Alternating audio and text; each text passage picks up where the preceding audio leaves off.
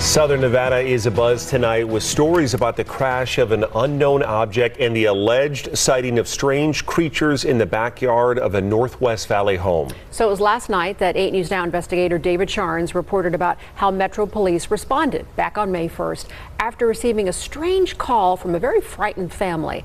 Well, our report generated a global response, and now piecing together the sequence of events has been kind of tricky, in part because the primary witnesses have been almost as elusive as the beings they say they encountered.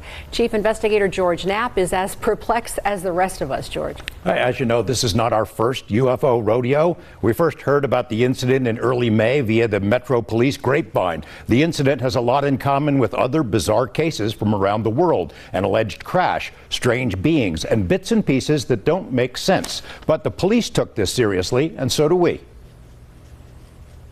Just before midnight on April 30th, skywatchers across several western states saw a bright fireball streak through the heavens. A police officer working in the Northwest Valley caught a glimpse of the colorful object on his body cam. At nearly the same time, a Ring camera in the area recorded a strange noise and what sounds like a crash.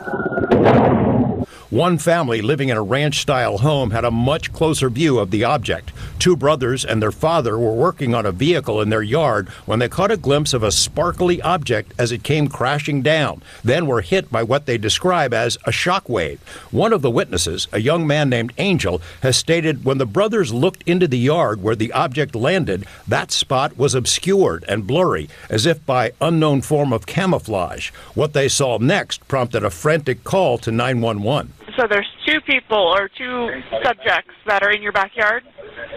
Correct, and they're very large.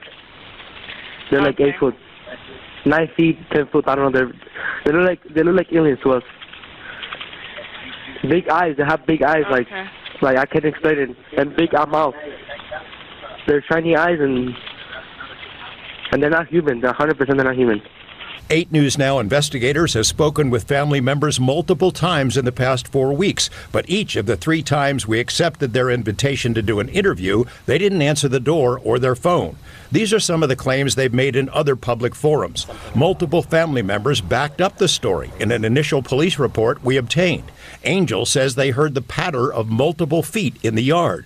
They later heard footsteps on their roof. They saw one of the 8-foot-tall creatures climb behind the controls of a large front loader stored in the yard as if trying to engage it. He got a good look at one of the creatures, he said, a greenish-grayish being with large eyes and long legs. He says he could hear its deep breaths, and when he locked eyes, he was, in essence, frozen in place, couldn't move.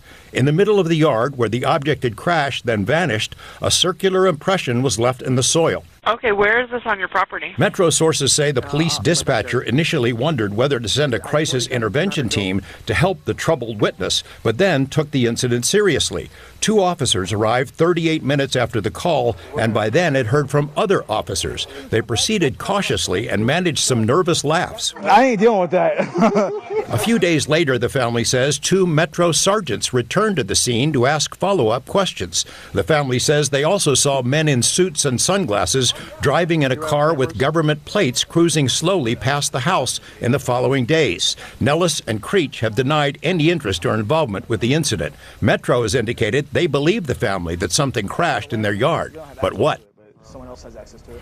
You mentioned, George, in that piece that they were frozen because so many people have been critical of, like, why didn't they get their phone out? Why didn't they shoot the video? Do we know if there's even any video of this incident? Yes and no. So there's a surveillance camera in the backyard. The property owner keeps that because he's got a lot of expensive equipment there. What we were told is that at the moment this thing comes down and crashed, this camera went out, and it was out for a couple of minutes. When it came back on, the object was gone, but the circle was there. We've been told by Angel in multiple phone conversations that he shot video of the creatures. We haven't seen it, and we don't know anybody else who's seen it yet, so maybe he'll release it at some point. It's getting a lot of attention. Yeah, all over. All right, George, thanks for that.